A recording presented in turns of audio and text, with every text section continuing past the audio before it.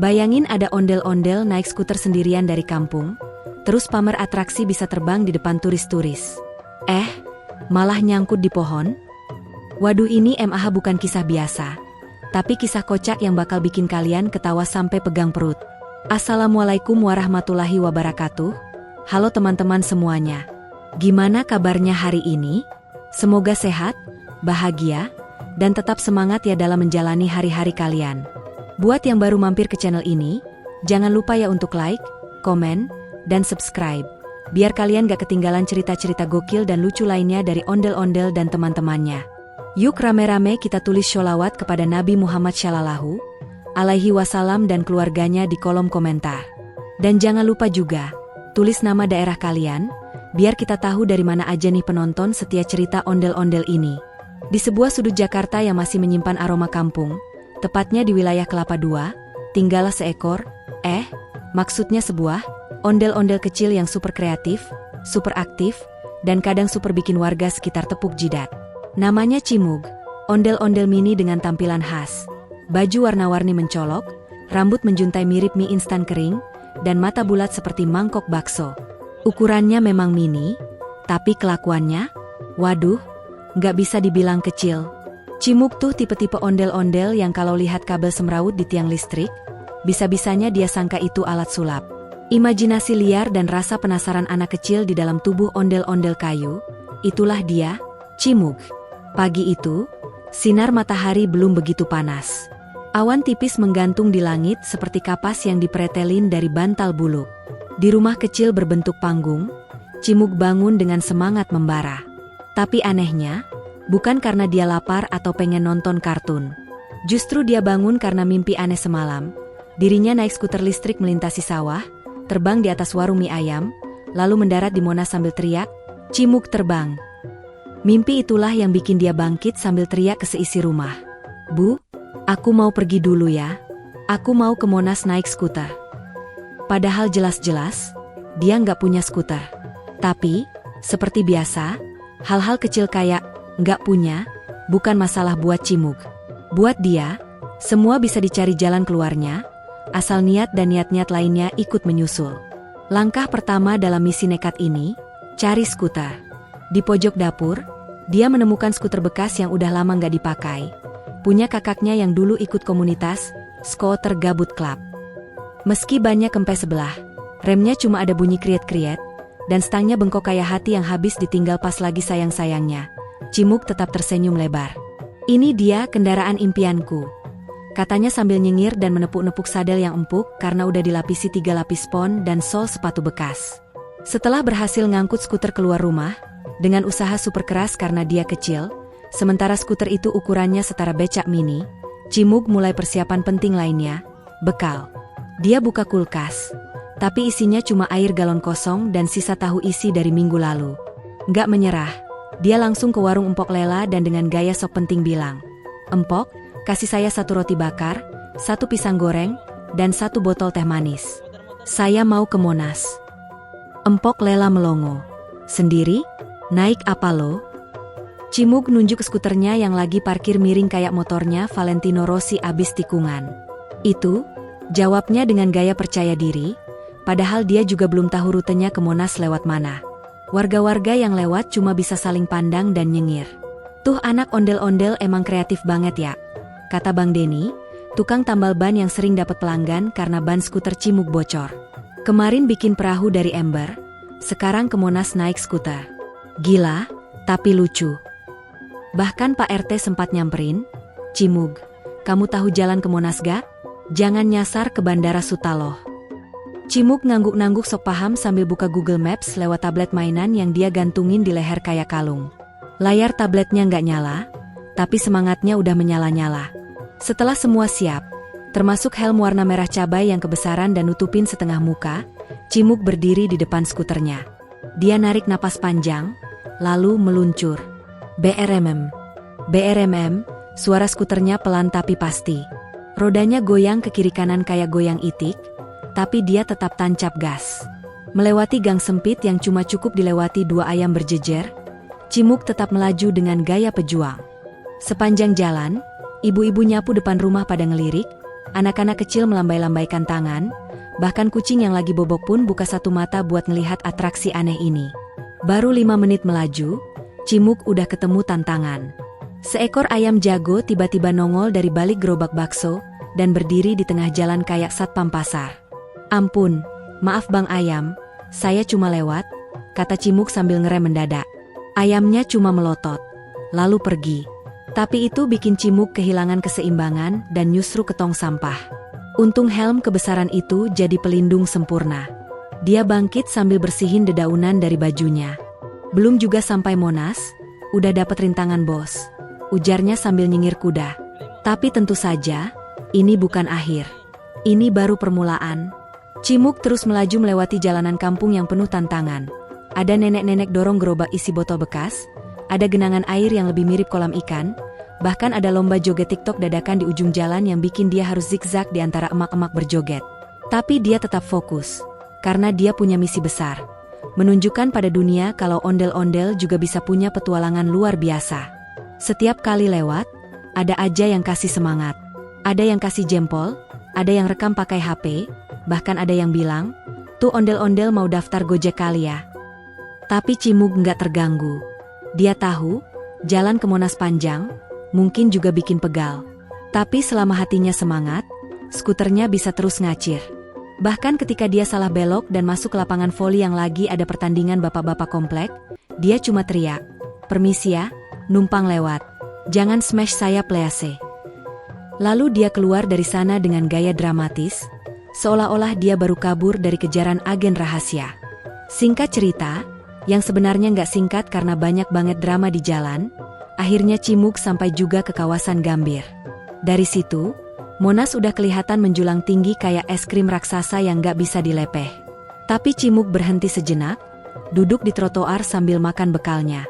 Dia buka roti bakar, minum teh manis, dan menatap Monas sambil ngomong sendiri, "Cimug, kamu luar biasa. Kamu dari Kelapa II sampai Monas cuma pakai skuter yang udah pensiun. Kamu layak dapat piagam penghargaan." Orang-orang yang lewat ngeliatin aneh, tapi Cimug santai. Dia tahu, ini baru babak pertama. Masih ada atraksi terbang dan kejadian kocak lainnya menanti. Setelah istirahat sejenak sambil ngemil roti bakar yang udah agak lembek karena kehujanan dikit di jalan, Cimug langsung berdiri lagi dengan semangat baru. "Oke, waktunya cari sahabat-sahabatku," katanya dengan gaya heroik ala-ala film animasi, padahal dia sendiri belum yakin sahabatnya udah dateng duluan atau belum. Tapi insting ondel-ondel mini gak pernah bohong. Kalau kata Cimug sendiri sih. Dia pun mendorong skuternya pelan-pelan masuk ke area Monas, menyusuri jalur pedestrian yang ramai. Ada turis asing yang lagi pegang peta bolak-balik, anak-anak main balon sabun, sampai tukang tahu bulat yang dagangnya pakai lagu remix. Pokoknya suasana kayak pasar kaget tapi versi Monas. Gak lama kemudian, dari kejauhan terlihat 3 makhluk. Maksudnya, 3 teman setia Cimug yang udah dia anggap keluarga sendiri. Kawan Cilok, si monyet kecil berpakaian badut, dan Teteh Lala si marakas hidup. Mereka adalah geng kreatif yang biasa main bareng di festival kampung, pentas dadakan, bahkan pernah juga buka booth main tebak-tebakan di pasar malam. Masing-masing punya gaya khas. Cilok, misalnya, bentuknya bulat kayak cilok beneran, pakai topi fedora dan jaket jeans mini. Si monyet kecil, walau aslinya boneka, tapi entah kenapa bisa gerak dan ngoceh terus. Sedangkan Teteh Lala, dia ondel-ondel cewek yang bawa 2 marakas nyaring dan bisa beatbox juga. Beda karakter, tapi satu frekuensi, sama-sama ajaib. Begitu ketemu, mereka langsung lompat-lompatan kegirangan. "Cimug, kamu beneran kesini naik skuter? Gokil," seru Cilok sambil muter-muterin topinya kayak piring terbang. "Aku kira kamu cuma halu doang waktu bilang mau ke Monas sendirian," tambah Teteh Lala sambil ngibasin rambut palsunya yang digulung kayak gulali. Sementara si monyet kecil langsung peluk Cimug sambil nyanyi lagu jadul. "Kau datang, membawa cinta." Semua orang yang lewat langsung ngelirik. Bahkan ada anak kecil yang manggil mamanya, "Ma, itu badutnya bisa nyanyi." Sang mama langsung tarik si bocah takut kejebak joget bareng mereka. Mereka akhirnya duduk bareng di bawah pohon rindang dekat taman. Cimug cerita panjang lebar tentang perjalanan dari Kelapa II sampai ke Monas. Dia dramatisin banget bagian ketemu ayam jago, sampai semua pada ngakak sambil gulung-gulung di rumput. Ayamnya melotot kayak penjaga gerbang kerajaan. "Bro, aku kira bakal diajak duel," ujar Cimug sambil gaya kungfu. "Pantesan bajumu bau kandang ayam," celetuk si monyet kecil sambil tutup hidung. Suasana jadi penuh tawa, dan beberapa pengunjung yang lewat bahkan ikutan nonton mereka ngobrol, karena mirip nonton drama kolosal versi anak kampung. Tiba-tiba, Cilok berdiri dan nyamperin tas besar yang dia bawa. "Gue bawa kostum spesial buat kamu, Muk," katanya sambil buka resleting tas, dan muncullah sesuatu yang mengkilap. "Taraa, sayap dari seng bekas yang gue cat warna emas. Kita bakal bikin kamu kelihatan bisa terbang." Semua langsung teriak girang. "Wah gila, kita bakal bikin sejarah. Ondel-ondel terbang pertama di dunia," seru Teteh Lala sambil jingkrak-jingkrak, marakasnya bunyi terus kayak kerincingan keliling kampung. Si monyet kecil langsung nyaut, "Kita viral gak ya di TikTok?" Bahkan dia udah ngeluarin tripod mini buat rekaman. Cimug berdiri dengan bangga, pakai kostum sayap yang ternyata berat banget. Tapi dia tetap senyum. "Apapun demi mimpi," katanya sambil menatap langit yang mulai mendung dikit. Mereka mulai latih gerakan. Teteh Lala jadi koreografer, Cilok jadi asisten teknisi, dan si monyet kecil, tugasnya paling penting, pencet tombol pemutar musik dramatis dari radio butut yang mereka temuin di lapak loak. Musiknya semacam Eye of the Tiger, tapi versi dangdut. Cimug mulai lari-lari kecil keliling taman sambil kibasin sayap, dan semua mata mulai tertuju ke arahnya. Anak-anak kecil yang tadinya main balon sabun mulai ngikutin dari belakang kayak parade. Bahkan abang-abang es kelapa sempat berhenti jualan buat nonton. Turis-turis dari luar negeri ngangkat HP masing-masing dan mulai rekam sambil senyum-senyum. "Look, that's a flying puppet thingy," kata satu turis sambil ngunyah kerupuk lempeng yang entah dibelinya di mana. Suasana makin ramai, dan Cimug makin semangat. Dia naik ke atas bangku taman, lalu bersiap untuk terbang. Dengan seluruh keberanian yang tersisa di dalam jiwa ondel-ondel mini yang gak pernah ikut pelatihan pilot, Cimug berdiri gagah di atas bangku taman. Kepalanya mendongak menatap langit, sayap seng buatan tangan Cilok berkilau-kilau kena cahaya matahari sore. Musik dangdut campur EDM dari radio butut si monyet kecil berdentum makin kencang, bikin suasana kayak gladi resik sirkus yang penuh semangat. Anak-anak kecil mulai bersorak, para turis siapin kamera, dan pengunjung taman lain udah pada berhenti jalan. Semua mata tertuju pada Cimug. Sang ondel-ondel mini bermimpi tinggi. "Teman-teman, inilah saatnya kita mengubah sejarah dunia perondel-ondelan. Aku, Cimug, akan membuktikan bahwa ondel-ondel bisa terbang," teriaknya penuh percaya diri, padahal jantungnya udah deg-degan kayak ketemu mantan pas lagi bawa gebetan baru. Teteh Lala langsung teriak dari bawah, "Jangan lupa tarik napas dan baca bismillah ya, Muk." Si monyet kecil, sambil ngemil keripik singkong, pencet tombol 3, 2, 1, go, pakai megafon mainan. Cilok, sambil nahan napas dan berdiri di samping, udah siap loncat kalau Cimug beneran terbang ke arah yang gak dikira. Dan, cia, dengan gaya pahlawan kartun, Cimug loncat dari bangku taman, sayapnya dikibaskan kuat-kuat kayak ayam pengen kawin, dan ajaibnya dia terangkat sedikit dari tanah. Serius. Semua penonton langsung histeris. Anak kecil ada yang sampai ngejatuhin es krimnya. Turis-turis teriak, "Wow, flying puppet. This is amazing." Si monyet kecil terharu sampai ngusap air mata pakai kertas kwitansi. Bahkan abang tahu bulat langsung berhenti nyetel, goreng dadakan 500-an, dan malah videoin Cimug sambil ngucap istighfar. Cimug, yang ngerasa udah bisa terbang sungguhan, makin semangat ngepak-ngepakkan sayapnya. Dia sempat melayang sekitar 2 meter dari tanah. Tapi karena sayapnya dari seng bekas dan tali rafia yang mulai kendor, keseimbangannya goyah. "Wah!" teriak Cimug sambil nyelonong ke arah pepohonan. Orang-orang mulai panik.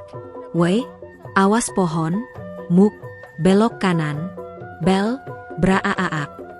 Cimug nabrak dahan pohon jambu biji dan nyangkut pas banget di tengah-tengah. Kepalanya nongol dari sela dedaunan. Suasana langsung hening. Semua yang tadi nonton cuma bisa bengong.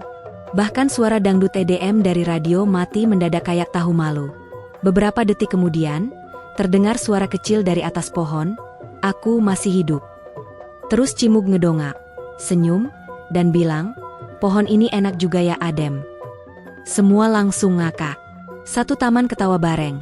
Bahkan Satpam Monas yang tadinya nyamperin buat negur malah jadi duduk bareng penonton sambil rekam video juga. Si monyet kecil udah geletakan di rumput ketawa sambil guling-guling. Teteh Lala sampai copot marakasnya, dan Cilok teriak, "Muk, lo tuh emang gila. Tapi keren." Waktu akhirnya berhasil diturunin dari pohon, dengan bantuan bambu jemuran dan ember bekas, Cimuk turun pelan-pelan kayak helikopter darurat.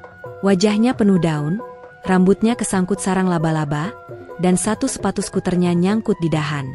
Tapi dia tetap senyum lebar.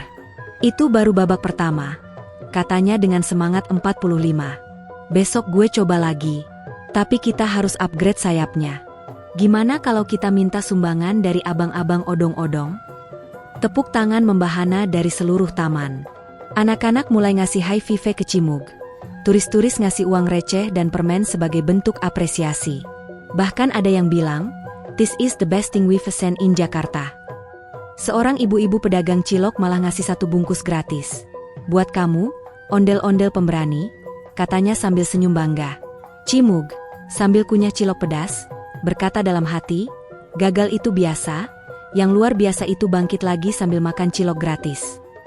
Setelah aksi nyangkutnya di pohon jambu bikin viral semonas dan hampir masuk berita daerah, Cimug jadi seleb taman dadakan. Tiap sore ada aja orang-orang yang datang cuma buat nanya, "Mana tuh ondel-ondel yang bisa terbang tapi nyangkut kemarin?" Bahkan abang-abang odong-odong mulai ngubah lirik lagu anak-anak jadi, "Balonku ada 5, terbang kayak Cimug."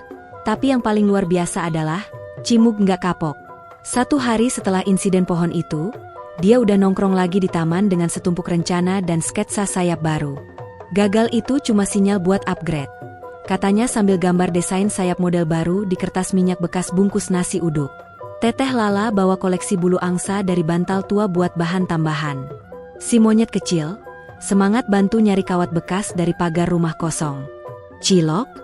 Wah, dia malah ngotot mau pasang mesin hair dryer mini di belakang punggung Cimug biar ada efek dorong. Sungguh, tim yang absurd namun solid. Mereka kompak kayak tim F1 versi kampung. Latihan-latihan selanjutnya dijalanin penuh semangat. Setiap sore, Cimug lompat dari tempat yang makin tinggi. Mulai dari bangku taman, naik ke atap warung kopi Mang Jaya, terus akhirnya nyobain dari papan seluncur anak-anak di area bermain. "Jangan takut gagal, Muk. Asal jangan nyangkut di pohon mangga, itu banyak ulatnya," kata Cilok sambil jaga di bawah. Dan hasilnya, pelan-pelan, Cimug mulai bisa ngendaliin arah terbangnya. Walaupun masih jatuh kadang-kadang, tapi udah nggak pakai drama nyangkut. Aksi ondel-ondel terbang ini makin ramai diperbincangkan. Bahkan ada akun medsos lokal bernama Jakarta Heboh yang bikin konten tentang ondel-ondel dengan mimpi setinggi Monas. Video mereka ditonton puluhan ribu kali. Komentarnya lucu-lucu banget. Ada yang bilang, "Gue lebih percaya Cimug bisa terbang daripada mantan bisa berubah." Atau, "Kalau ondel-ondel bisa terbang, aku juga bisa move on." Sampai akhirnya, tibalah hari yang ditunggu-tunggu, aksi besar kedua. Hari itu Taman Monas rame banget karena ada acara Car Free Day. Banyak turis asing juga lagi berkunjung. Cuaca cerah, angin mendukung, dan langit biru kayak ngasih restu. Cimug berdiri di atas panggung kecil yang dibuat dari tumpukan kardus mie instan. Sayap barunya udah canggih, dilapisi plastik transparan, ada motif bintang-bintang, dan bagian ujungnya dikasih lampu LED kecil. Semua orang berkumpul, termasuk para turis yang sebelumnya cuma mau foto patung Monas, kini beralih arah ke makhluk kecil bersayap sengaja. "Teman-teman, terima kasih sudah hadir. Inilah babak kedua dari mimpi gila Cimug," teriaknya. Musik EDM remix Tanjidor dimainkan oleh si monyet kecil lewat speaker Bluetooth pinjaman. Cilok ngitung mundur dari 10 sambil ngunyah kacang kulit. Teteh Lala megang spanduk dari kertas nasi bertuliskan, "Semangat mimpi." Dan dengan kibasan sayap yang mantap dan langkah awal yang meyakinkan, Cimug benar-benar terbang. Kali ini bukan cuma ngangkat doang. Cimug berhasil melayang sekitar 5-6 meter dari tanah. Dia muter-muter kayak burung kecil di atas taman. Semua orang nahan napas. Kamera HP diangkat tinggi-tinggi, anak-anak teriak-teriak, dan para turis bule pada salting sendiri karena nggak ngerti ini beneran atau ilusi. Bahkan ada satu bapak-bapak yang sampai ngucap, benar-benar luar biasa, kayak mimpi. Cimug terbang memutari air mancur, nyalip drone orang, dan sempat melewati kepala penjual balon yang langsung histeris. Woi, itu balon hidup apaan? Setelah sekitar 20 detik di udara, ia mendarat mulus di rerumputan. Wajahnya berseri, napas ngos-ngosan, tapi senyumnya puas banget. Dan saat itu juga, terdengar suara gemuruh tepuk tangan dari seluruh pengunjung taman. Turis-turis pada kasih standing ovation. Bahkan ada yang nyamperin dan ngasih dolar sebagai bentuk apresiasi. Si monyet kecil sampai meluk Cimug. Lo tuh gila, tapi luar biasa. Teteh Lala nangis haru, Cilok nyanyi lagu kemenangan, dan penjual cilok langsung naikin harga karena rame pembeli. Ondel-ondel bisa terbang? Gue naikin harga jadi 2.000, katanya bangga. Sementara Cimug, sambil duduk di atas karpet piknik, berkata dalam hati, kadang dunia butuh sedikit kegilaan, buat bikin orang ketawa dan percaya lagi sama keajaiban kecil. Setelah sukses besar aksi terbangnya di Monas, Cimug nggak cuma jadi buah bibir warga Jakarta, tapi juga viral sampai luar negeri. Foto-fotonya saat melayang di atas air mancur Monas terpampang di medsos, dan bahkan dijadikan meme lucu. Ondel-ondel terbang lebih jauh dari resolusi tahun baru gue, jadi salah satu caption yang paling banyak disukai netizen. Tapi buat Cimug, semua tepuk tangan itu bukan soal ketenaran, ini tentang membuktikan satu hal, bahwa mimpi bisa lebih besar dari ukuran badan, bahkan buat ondel-ondel kecil dari Kampung Kelapa II. Setiap sore setelah itu, Cimug tetap datang ke Monas, bukan lagi buat latihan, tapi buat berbagi cerita sama anak-anak. Dia duduk di bangku taman, dikelilingi bocah-bocah yang antusias. Dengan ekspresi dramatis dan tangan yang heboh, ia bercerita tentang jatuh dari pohon, jatuh dari langit, jatuh dari sepeda, dan semua momen lucu yang akhirnya membawa dia ke puncak terbangnya. Jangan takut jatuh ya, karena kadang jatuh itu adalah jalan pintas menuju naik, kata Cimug sambil senyum lebar. Bahkan, salah satu turis asal Korea yang sempat nonton aksi terbangnya, bernama Mr. John, kembali ke Jakarta khusus buat ngajak kolaborasi bikin video YouTube bareng. Judulnya, Flying Ondel-Ondel vs Korean Jetpack Challenge, dan video itu tembus 1 juta views dalam waktu 2 hari. Komentarnya lucu-lucu, ada yang bilang, gue mendingan jadi ondel-ondel daripada hidup penuh cicilan. Atau, Cimug, lo bikin gue percaya sama mimpi lagi. Sementara anak-anak sekolah dasar mulai bikin gambar Cimug sebagai superhero lokal yang bisa terbang, dan ngajarin orang buat nggak gampang nyerah. Tapi yang paling menyentuh hati adalah, Cimug tetap rendah hati. Ia masih tinggal di rumah kecil di Kelapa II, masih main bareng teman-temannya kayak dulu. Bedanya, sekarang ia punya misi baru. Ia mulai ngajarin anak-anak kecil tentang mimpi, keberanian, dan pentingnya punya imajinasi. Bersama Teteh Lala, Cilok, dan si monyet kecil, mereka bikin kelas terbang Cimug. Bukan buat belajar beneran terbang, tapi buat belajar gimana caranya bangun semangat. Ada kelas nulis cita-cita, kelas gambar sayap impian, dan kelas akrobat rumahan pakai bantal dan selimut. Warga sekitar mulai ngedukung. Bahkan RW setempat ngasih spot kecil di balai warga buat Cimug dan timnya. Setiap minggu, makin banyak anak-anak yang datang. Mereka ketawa, belajar, main, dan pulang dengan semangat baru. Cimug bilang ke mereka, gak semua orang harus terbang beneran, tapi semua orang punya hak buat mimpi tinggi. Dan kalimat itu mulai ditempel di dinding-dinding rumah, di kertas binder sekolah, dan jadi semacam semboyan baru buat anak-anak di Kampung Kelapa II. Lucunya, aksi-aksi baru Cimug makin nyeleneh. Suatu hari dia bikin eksperimen naik sepeda roda 1 sambil pakai baju astronot dari plastik kresek dan helm bekas ember. Hari lainnya, dia tampil jadi Cimug sirkus udara di acara ulang tahun anak tetangga. Tapi yang paling gila adalah saat dia diundang ke acara TV lokal buat cerita tentang ondel-ondel inspiratif. Saat diwawancarai, hostnya sampai ketawa ngakak karena Cimug bilang, saya belajar terbang bukan dari burung, tapi dari rasa penasaran dan semangat gorengan 2000-an. Dari semua petualangan itu, pelajaran terbesar dari Cimug bukan soal bisa terbang, tapi soal nggak takut gagal. Dia ngajarin bahwa setiap jatuh bisa jadi komedi, tapi juga jadi pelajaran. Bahwa orang boleh ngetawain kamu waktu nyangkut di pohon, tapi mereka juga akan berdiri dan tepuk tangan waktu kamu bangkit dan berhasil. Dan kadang, semua itu dimulai dari keberanian kecil buat nyoba, meski kamu cuma ondel-ondel kecil dengan badan gembung dan mata melotot. Kini, Cimuk dikenal sebagai ondel-ondel penerbang atau maskot keberanian Jakarta.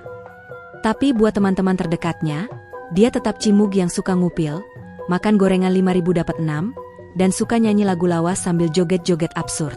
Kadang dia masih latihan di halaman rumah, loncat-loncat pakai sayap karton. Kadang juga dia ngelamun sambil lihat langit, mikir petualangan apalagi yang bisa dia bikin setelah ini. Siapa tahu besok gue bisa nyeberang laut naik layangan, katanya. Dan teman-temannya langsung jawab, asal jangan nyangkut di Menara Saidah. Ya, Muk. Akhirnya, cerita Cimuk bukan cuma cerita lucu tentang ondel-ondel naik skuter, jatuh, terbang, dan bikin geger. Tapi ini cerita tentang mimpi yang digarap serius. Walau awalnya dianggap gila. Cerita bahwa bahkan sesuatu yang dianggap tradisi lama, bisa bertransformasi jadi inspirasi baru. Cerita tentang tawa, semangat, dan keteguhan hati yang sederhana tapi menggetarkan. Dan buat anak-anak Indonesia dimanapun berada, Cimuk ingin bilang, jangan takut mimpi tinggi, walau kaki kamu masih nyeka. Dunia ini terlalu luas buat cuma jadi penonton. Nah teman-teman, itu dia kisah lucu si Cimuk si ondel-ondel yang bikin heboh Monas karena naik skuter dan bisa terbang. Gimana menurut kalian? Seru gak? Jangan lupa ya untuk like videonya, komen cerita favorit kalian, dan subscribe channel ini biar kita bisa terus bagiin kisah-kisah kocak dan inspiratif lainnya. Sampai jumpa di cerita berikutnya. Wassalamualaikum warahmatullahi wabarakatuh.